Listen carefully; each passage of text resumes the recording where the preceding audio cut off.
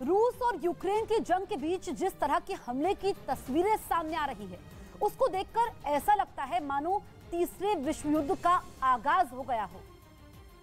दुनिया ये देख चुकी है कि जब जंग होती है तो सिर्फ वर्तमान नहीं मरता, भविष्य भी तबाह होता है।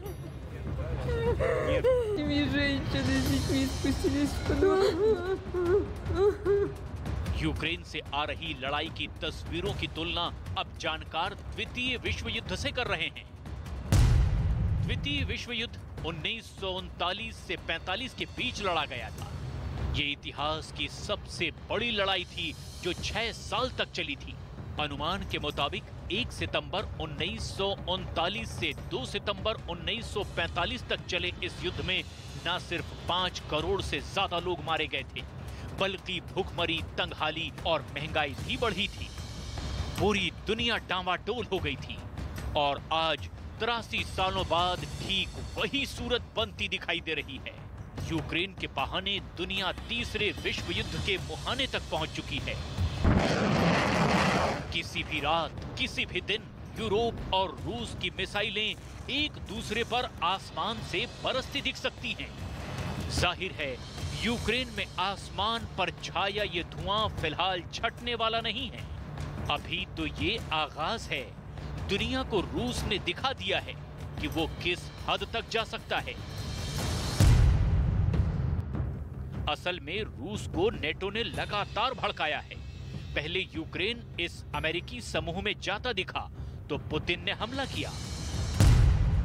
अब मोल्दोवा, जॉर्जिया, स्वीडन और फिनलैंड जैसे रूस के पड़ोसी देश भी यूक्रेन की राह चल रहे हैं, मतलब नेटो में शामिल होना चाहते हैं।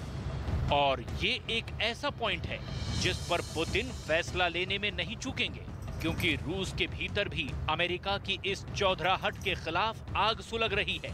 और इससे अच्छा वक्त रूस को शायद ही मिले जब करीब 2 महीने की बमबारी के बावजूद यूक्रेन को बचाने कोई नहीं आया। And we've heard most recently a little bit more encouraging that nuclear weapons would be used by Russia only to defend the existential threat to Russia itself.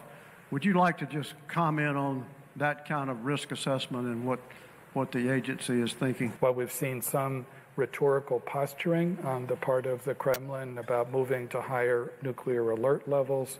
So far, we haven't seen a lot of practical evidence of the kind of deployments or, military dispositions that would, reinforce that concern. But we watch for that very intently. It's, one of our most important responsibilities at CIA.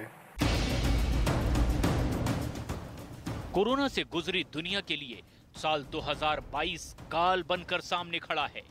खतरनाक virus से बची दुनिया अब परमाणु बम वाले radiation से बचने का रास्ता ढूंढ रही है, क्योंकि आत्मरक्षा के दावे वाली इस दुनिया में अब तीसरा विश्व युद्ध तय है। ये बात अलग है कि अब तक इसके लिए रेड बटन ऑन नहीं हुआ है, जो किसी भी पल हो सकता है। यूक्रेन अधर में लटका हुआ है, रूस उसे छोड़ेगा नहीं और अमेरिका खुलकर यूक्रेन का साथ नहीं दे रहा है। ऐसे में सवाल उठ रहा है कि आखिर कब तक यूक्रेन इस युद्ध को झेल पाएगा। पुतिन ने तो वर्ल्ड वॉर 3 की घोषणा ही लगभग कर दी है। ऐसे में बड़ा सवाल यह है कि जो गेंद पुतिन ने अमेरिका के पाले में फेंकी है, अमेरिका उसका सामना करेगा या नहीं। अमेरिका की चाल अभी बाकी है। वहीं यूक्रेन और रूस में जारी जंग का असर दुनिया के कई देशों में देखने को मिल रहा है।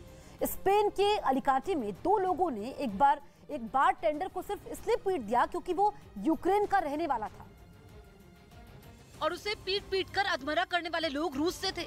बताया गया कि बार टेंडर के बोलने के तरीके से उसके यूक्रेन के होने का पता चला, जिसके बाद बदमाशों ने उसे बार में ही पीटना शुरू कर दिया। उन लोगों ने पहले उसे धमकाया और फिर उस पर लात घूंसों की बारिश कर दी, जिसे रोकने के लिए कई लोग आगे आए।